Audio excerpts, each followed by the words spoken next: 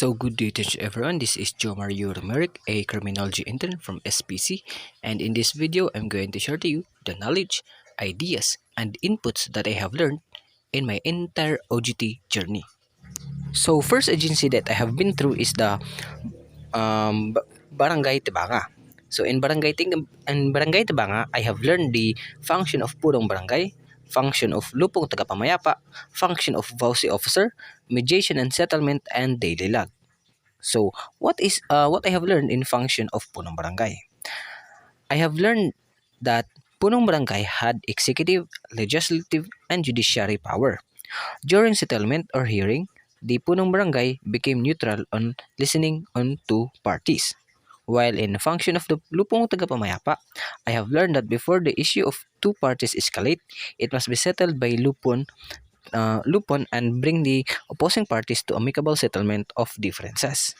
While in function of VAUSI officer, I have learned that it is the office of VAUSI that take action when there is a complaint filed against anyone when the victim is women and children.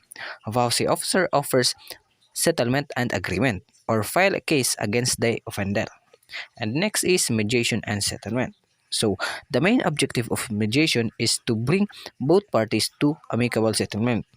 I have learned during that I have learned that during this session, the Punong Barangay is given to have three consecutive hearing, after which if the issue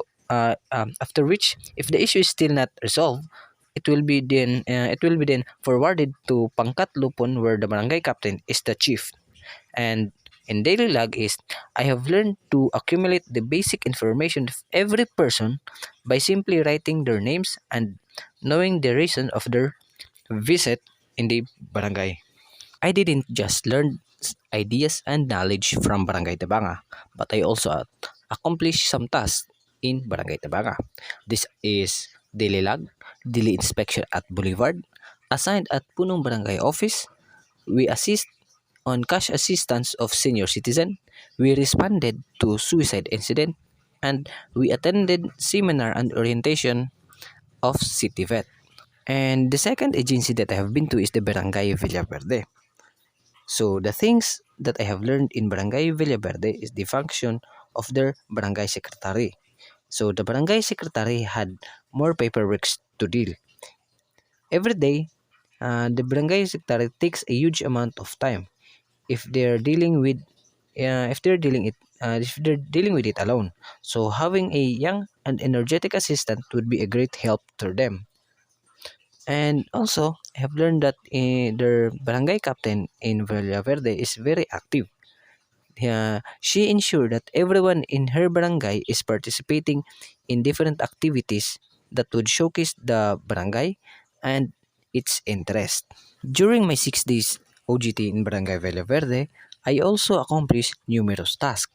I assisted on the bloodletting activity of the Red Cross in Barangay San Miguel, and I also donated one bag of blood. I assisted on senior citizens payout and setting the venue. And also I helped those elderly to get tricycles on their way home. And then we also arranged the daily reports of every barangay staff of Barangay Villaverde to make it easy for them to print and reproduce. We also arrange and count the household of Barangay Villaverde, indicating their family names, household numbers, and their place of origin.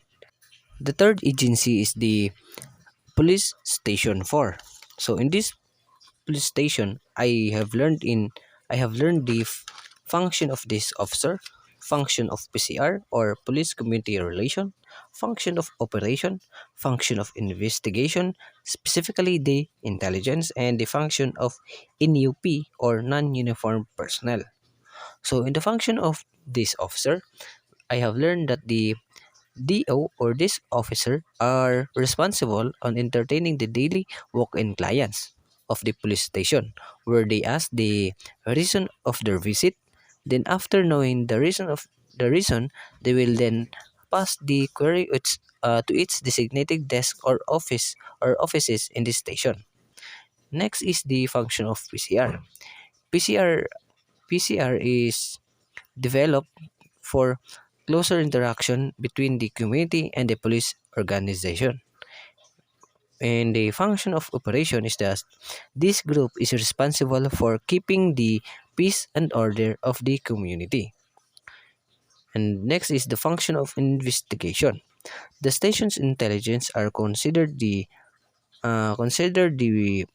brain of organization, while the function of NUP is that they are appointed to different positions where they were assigned in administrative, technical, clerical, or medial in nature, which are not related to PNP operations.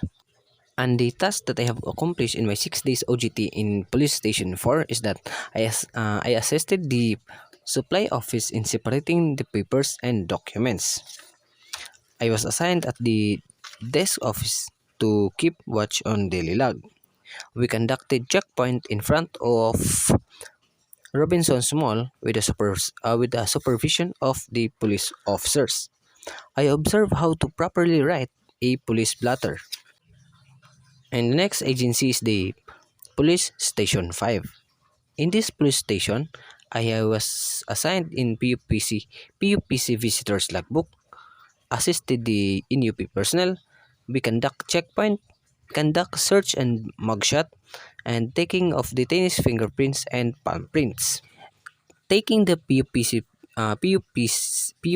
visitors information is a very important task because keeping their information the police station can ensure that if anything happens inside, they can easily trace those person who enters and visit the station. I have learned that the non-uniformed personnel are tasked to do administrative tasks which are not related to police officers' line of work. I have learned that the purpose of conducting OTBT or one-time big time is to catch and apprehend those illegal riders who's driving their vehicles without license, registration, and etc. In conducting search, it's always keeping every possible places of the body had no contraband. In doing mugshot, four angles must be taken: front, left, right, and whole body. In 10 fingerprints, the 10 fingerprints must be taken perfectly for its proper identification. Same goes to palm prints. And the things that I have accomplished while I am in Station 5 is that I was assigned at PUPC logbook, also entertaining the walk-in clients, guarding the barricade, and ensuring that no other vehicles are parking in front of it. I was tasked on guarding the gate of Station 5. We conducted checkpoint with the supervision of police officers. The next agency is Iligan City Mobile Force Company or ICMFC. In this agency, I have learned how to assemble and disassemble the Imtan rifle and the 9mm pistol. And in this agency, the task that I have performed is that I memorized the PNP mission, memorized the police officer's pledge. The next agency is the Bureau of Fire Protection. In this agency, I have learned the three elements of fire: fire hazard, and fire safety. The next agency is Coast Guard. So, Coast Guard have five function. This is MARSAF, MARSAR, MARLIN, MARSEC, and MAREP. So, MARSAF is maritime safety. MARSAR is maritime search and rescue. Marlin is maritime law enforcement. MARSEC is maritime security. And MAREP is maritime environmental protection. In my 6 days OGT in Coast Guard, we conducted paneling with K9. We inspect the different merchants ship, and we also have a coastal cleanup. So, in conducting paneling, bags and other personal belongings of passengers shall undergo inspection with the help of K9 before boarding the merchant ship. The next is with the inspection of merchant ship. So every ships must be checked and inspected to ensure that that everyone boarding the ship is safety. Next is the coastal cleanup. Coastal cleanup is under in the MAREP or Maritime Environmental Protection. This is to ensure that our seashores is clean and beautiful.